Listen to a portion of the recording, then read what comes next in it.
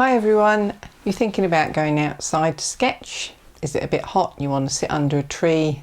Well, if you're a watercolourist, I'm going to give you a very simple kit and how I use it before you go outside, and you might want to try what I'm using. So you want to go out sketching with watercolour. What's the basics that you need? Well, I try and travel really light. I do like to be able to wash a brush out occasionally. So these days everybody travels with water to drink, and if you don't, I recommend you do, because you're going to get thirsty. But I carry one bottle of water to drink. You're always going to have enough water just to pop in to these little containers. And the nicest thing about this is when you fill it up, so I'm going to use my jug that I happen to have here anyway. So I'm going to put more in the middle, a little bit on the end, whoop, and a little bit on that end. I think I made a mess.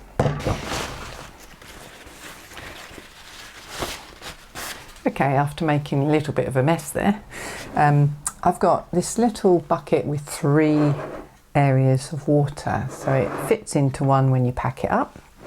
And then I've got a trusty spray bottle. I would always take this with me outdoors. As on my previous video, you will have seen how it can keep your paper damp, your paints damp, help move the paint around, lots of other things like that. So for me, that's essential, because painting outdoors, apart from a windy, wet day in winter, which seems a very long time ago, you're generally going to dry out because of the breeze outdoors much quicker than you would do indoors. So I'd have one of those. You can take a little brush with you if you like brushes. It can be a bit of a pain, so I like to take these brush pens. So inside here is a nylon tip. They're absolute rubbish quality from the point of view of a paintbrush.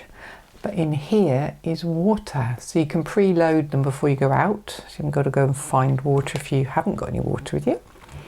They come in various different brands and different sizes and points, and you can get dormant ones. There's a flat one, it's a bit stained from what I used before, and again a pointed one. So these have all got water in, they're easy to empty out and to clean.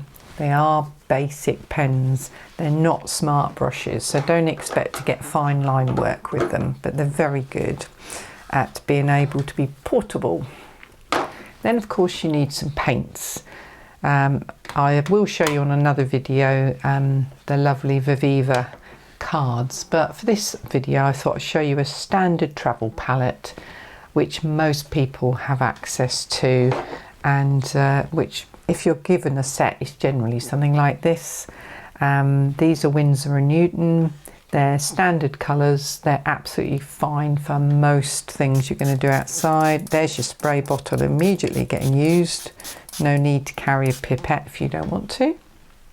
So spray bottle gives you a little mixing area as well. And you do need your paper towel for when you fill these up and you can't mix anything else, you need to clean an area. The thing I don't use in here is this little travel brush. Now, if you were into small miniature paintings and you like detail, you're probably going to use that. But to be honest with you, I never use it. It stays in there all the time, just in case. As you can see, it's quite hard to get those bristles back in without bending them back, so it does get a bit splayed. But nevertheless, it comes with the set and it sits in there. So that is technically a brush. So if you had got separate water, you could just use that and your paints. I tend to prefer to have a water brush. It's just a bit bigger. So you've got your paints and you need something to paint on now. Well, sketchbooks, they are everywhere. But be warned, you need watercolour paper sketchbook. It's all very well and good buying a drawing sketchbook until you put water on it and paint, and it just goes straight in, it blots. It's not nice, it doesn't work. This one has got Sea White of Brighton on it, so it is a branded one. Depending on where you live and what's available, just make sure it's at least 200 GSM in weight, preferably 300 or 140 pounds, so that it doesn't buckle too much. Having said that, when they are small like this, you're not going to be covering them in gallons of water. You're going to do a small sketch in here somewhere, so please don't worry too much about the weight. Just make sure it feels like it's got a bit of stiffness to it, like a thin piece of card, not like paper. And it's got the tooth that you'd expect from watercolour paper. So that, plus a piece of kitchen roll, or if you don't like to use that, just a piece of old rag, an old tea towel, anything like that, for you to wipe your brush on, and you're ready to go. So let's just do a mini landscape, really quick one. So I'm out in the field. First job is to get my paper slightly damp. Spray bottle's perfect for that. You can see how that's buckling up now. So you get the idea, water is going to affect thinner paper. This is thinner. Oops, that's a bit of paint on my finger there. This is slightly thinner, but I'm not worried about that. So I'm going to get my big, clunky, not very nice, big brush to get it to work, squeeze it down towards the grass preferably, or wherever you're sitting, and you should find the water comes out the end. There we go. That took a little while, so depending on your brush and how old it is as to how long it takes to get through this bit here. That's now nice and damp. This is interesting. I've never had one buckle quite that bad before. This is a giant bulldog clip. You can get small ones, which is what I think you would want, not this one. But just to show you, that's why people take bulldog clips with them. Stops that buckling happening. So look for a little bulldog clip that will fit around the end. So let's pick up a little bit of ultramarine blue. Now you could mix it in your palette as you would expect to, so you can see what you've got. And then run it on your paper. Let's leave a few clouds in there. Pick up a little bit of crimson just to make it a little bit more lavenderish. Can you see how those clouds are a bit hard, aren't they? So trusty spray bottle again. Soften them off a little bit. Then use your paper towel. Let's just roll that over. I love that technique. One of my favourites. You can just roll it over, lift out some clouds, tickle the other areas with your brush a little bit. Now I want, I'll use this, you see that's why I like this, is because I can get that brush clean. I use the middle one for the dirty water, and if I do need clean water on my paints, it comes from this one. Some people use that one to clean, then that one, and then that one to put back in their paints. You get the idea, it's getting progressively cleaner. Now I'm going to add a little bit of, I was going to add lemon yellow, but I'm changing my mind there. Add a little bit of cadmium yellow into that blue, just to, so we had a violet, which is red and blue. Now we've added a touch of yellow and you get this beautiful grey. There you go, bit of colour theory there. Doesn't take much to make a grey, just add in the third primary. So we've got a nice soft sky there. If it was stormy, I could tilt it and spray it and all that sort of thing. My paper towel is sometimes helping to clean that in the middle. So I'm going to just jump down into the background, add a tiny bit of a cool blue, a greeny blue. So let's have some, I don't know, let's have some distant hill type things. If you're sketching outside, don't try and put all the details in. Give yourself a break. Just try and capture a feeling. Now that green is way too bright. You can see, way too bright. So what you do is you add some sort of red. So it could be crimson. which has made it completely grey. It could have been, let's try it again, let's have that blue back. It could have been something like burnt sienna, which immediately greys it down. Let's grey it down a little bit more. Burnt sienna is essentially an orange and blue make grey. So it's a warm grey we've got there now. Let's use that. So that can slightly overlap the last one. Just building up some layers really. This area is now quite dry. I've just dribbled on my page. So again, that's, we can just gently lift off, don't rub it. So go back to my very pale blue and just dot in some tiny idea of trees in the distance here. That's all I'm going to do there. If you want much more detail to go back, you really need to wait till it's dry, but I can just drop them along a line there to suggest they're on the horizon and that is sky, which of course it isn't. It's complete and utter illusion. Now I've got a green in here, so I'm going to use my nice natural sap green, olive green, something like that.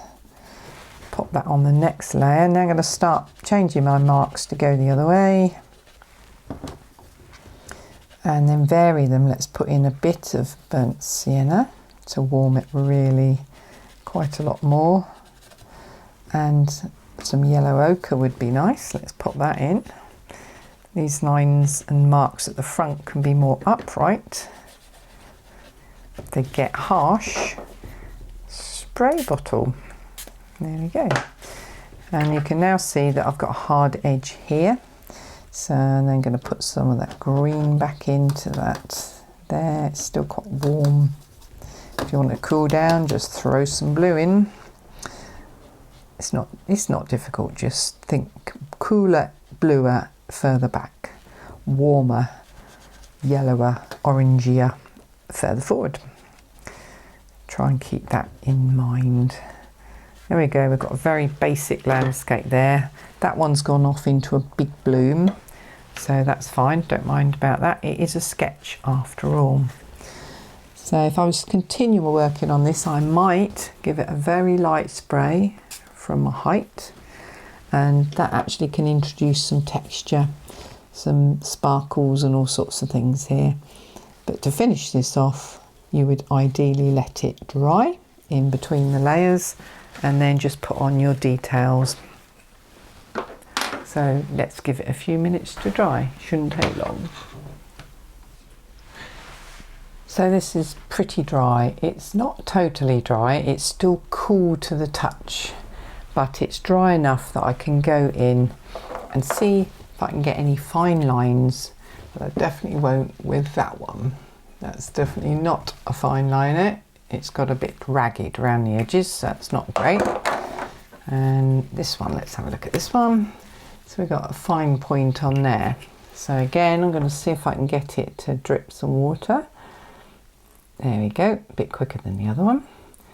So I know that that's going to move. Now I don't want lots of very wet paint here. I just need sticky paint, slightly movable in the palette. Let's have a little mix there of ultramarine and burnt sienna. If you're not sure what your colours are, ultramarine is that violet-y one, and burnt sienna generally has like a reddish brick colour, whereas burnt umber is a brown colour. So go for the reddish brick colour, not the yellowy colour, which is yellow ochre generally. So we've got this mix. The only way to find out whether this is the right sort of consistency is to put it on. Now again, these can be quite hard, so just suggest things, don't put loads and loads of detail on. But again, if that's looking really hard, just light spray and then lift off. If it's gone on, you hate it, just gently, don't pour water on it. Try doing it this way, and also as the paper's slightly damp, can help you soften any lines that you put on. So I'm just going to put one over here which is onto an area which is now fairly damp again because I've just sprayed it. Again, I'm not going to do lines everywhere. I'm just going to suggest that there are things going on in the picture. Not the best composition in the world, is it? Never mind. Okay, so let's have a little gate maybe going downhill. So it's perhaps sitting here on a gate post, disappearing. We have a little bit more detail on that, suggesting it's going off. If it's overdone, just lift it off again. Good old paper towel. You can still use that out in the field and soften your marks. So now I've used my fine point. Probably won't use it for anything else. Give it a clean. As I say, you don't need to have this bucket of water. All you need to do is squeeze your pen in between your colours and it will wash it through. But I personally would like to carry that, which is very light, packs away easily. So let's try the square edge, awful looking one. Let's squeeze through that. There we go. That's right, really nice and wet. But I don't want this to be wet. I want it to be just damp. And now I'm going to try and lift out. Remember, as you go, get your brush clean. Just gently scrub where you want the paint to come off again. And then we just see if we can suggest a bit of a path. Sometimes it takes a little while. You might have to scrub. Don't go too mad. But it just takes a while to lift that colour away. But eventually you get the impression of maybe there's a path there. There we go. If you like the fact that the trees in the background would be there, but you can't really see them, then pick up some of that bluey grey that you made earlier, as long as it's got some blue in it. And then you could go back over that area and just gently drop in some trees as if they're on the horizon, or maybe fields popping over there. They're a long way away. That one's way too dark and in the wrong place, so take him out. It's that easy, guys. Just take it out again. And then draw across here. Dots and dashes, dots and dashes. This big thing here that appeared can now be brought into that shape and then work a little bit better. Just a few dots and things there. Switch colour, a little bit of green in there, and maybe have suggestions of fields coming down there. Maybe even a little path that's just coming to that area in the gateway. A little bit hard there, just take that off. And then lift out that, and that, and probably just that. And there we go. If I was looking at a view, which I wasn't, that would just give the impression of where I was, maybe the colours I saw in the sky, and all of that with just a couple of water pens, some paint, a sketchbook, if you need it, something to hold your sketchbook down, and a water pot. Hooey! Not forgetting your trusty spray bottle to keep everything workable, moving, and allow you to paint even when it's windy and hot. There you go, everybody. Hope you enjoyed that. Take your mini sketchbooks outside, a couple of pens, brush pens, maybe a normal brush. Take what you need, only that. You're more likely to do it. Try in your garden before you go further afield, because you're bound to forget something the first time. Once you're comfortable with your little pile of stuff, make a little bag for it, keep it always ready to go. So if you suddenly have the urge to go out painting, you can. Have a great time sketching outdoors. Take care and see you all soon on the next video. Bye for now.